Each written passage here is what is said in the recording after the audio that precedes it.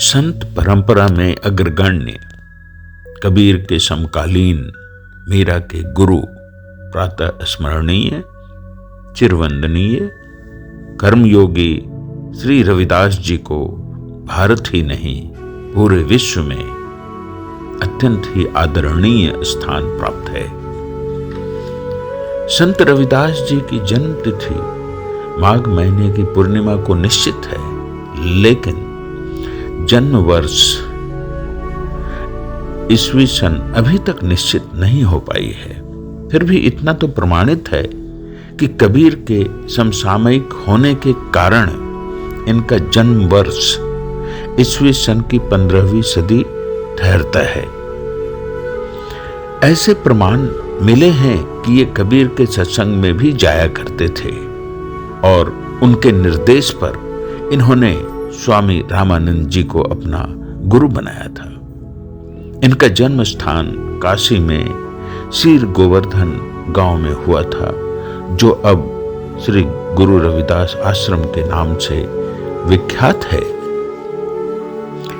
ये बचपन से ही साधु प्रवृत्ति के थे और साधुओं की सेवा में लगे रहते थे, जिसके कारण ये पुश्तैनी काम देख नहीं पाते थे और इसीलिए इनके पिता श्री रघु इन पर नाराज रहा करते थे।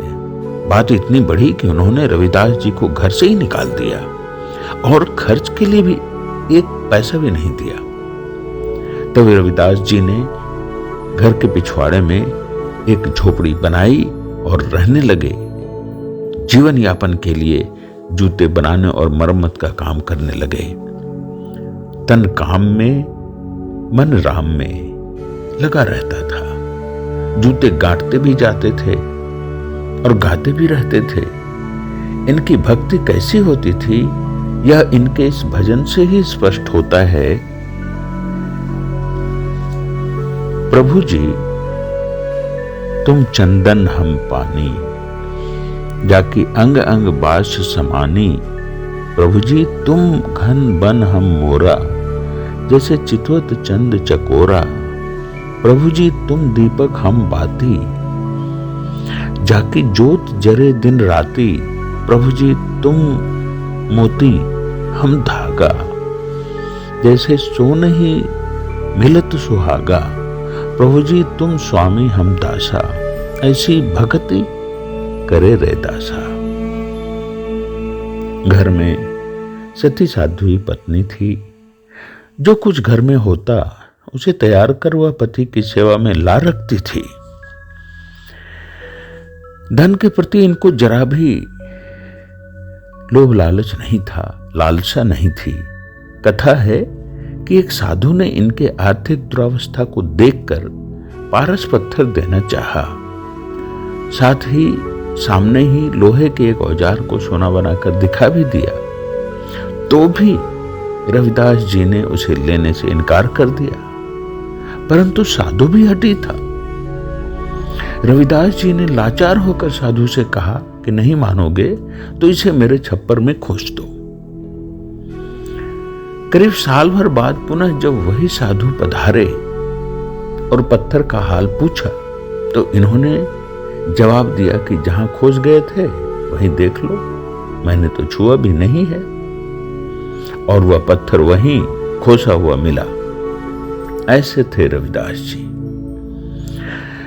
इनके चमत्कार की कई कहानियां प्रचलित हैं। बचपन से ही इनकी चमत्कारिक शक्तियां प्रकट हो जाती थी। इनके बचपन की एक कथा है कि एक दिन इनका प्रिय मित्र खेलने नहीं पहुंचा। उसके घर पर जाकर जब इन्होंने देखा तो पाया कि उसके माँ बाप रो रहे हैं और दोस्त जमीन पर पड़ा हुआ है, मरा हुआ है। इन्होंने उसके नजदीक जाकर जोर से आवाज लगाई कि मित्र, यह सोने का समय नहीं है, खेलने का समय हो गया है, चलो मेरे साथ। इतना कहते ही चमत्कार हुआ और वह मित्र जीवित हो गया और साथ में चला गया। एक और चमत्कारिक कथा है काशी में एक ब्राह्मण एक रघुवंशी क्षत्रिय की ओर से रोज गंगा जी को फूल पान और सुपारी चढ़ाया करते थे। एक दिन वह ब्राह्मण रविदास जी की दुकान पर जूता खरीदने के लिए पहुंचा। बातों बातों में गंगा पूजा की चर्चा भी चल पड़ी। रविदास ने कहा कि मैं आपको यूं ही जूते देता हूं, कृपा कर आप मेरी भी सुपारी गंगा मैया को चढ़ा देना। ब्राह्मण ने सुपारी जेब में रख ली और दूसरे दिन जब नहा धोकर रविदास जी की सुपारी को गंगा जी को चढ़ाना चाहा तो गंगा जी ने पानी में से हाथ बढ़ाकर उस सुपारी को ग्रहण किया। यह देखकर वह ब्राह्मण आश्चर्यचकित रह गया। आश्चर्य तो तब और हुआ जब गंगा मैया ने बदले में सोने का एक कंगन रविदास जी के लिए दिया। ब्राह्मण के मन में लोभ आ गया और उसने सोने का कंगन रविदास को न देकर अपनी पत्नी को दे दिया। पत्नी ने पैसे के लिए कंगन सुनार को बेच दिए। सुनार ने लालच में उस कंगन को राजा को प्रस्तुत कर दिया। वह कंगन था ही इतना खूबसूरत और आकर्षक कि राजा ने सुनार से उसी कंगन का जोड़ा लाकर देने को कहा। अब तो सुनार भागा भागा उस ब्राह्मण के पास पहुंचा,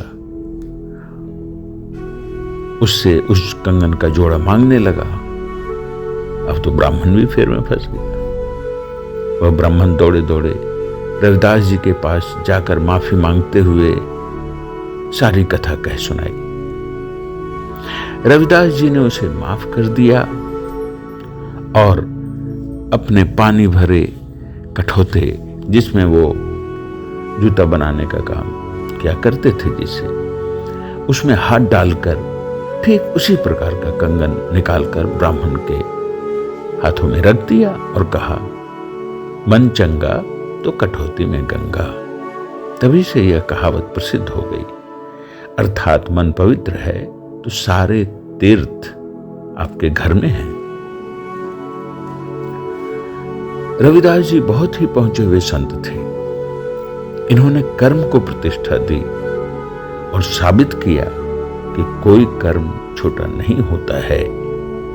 अपने कर्म को ईमानदारी से करते हुए भगवत भक्ति की जा सकती है और ईश्वर तक पहुंचा जा सकता है।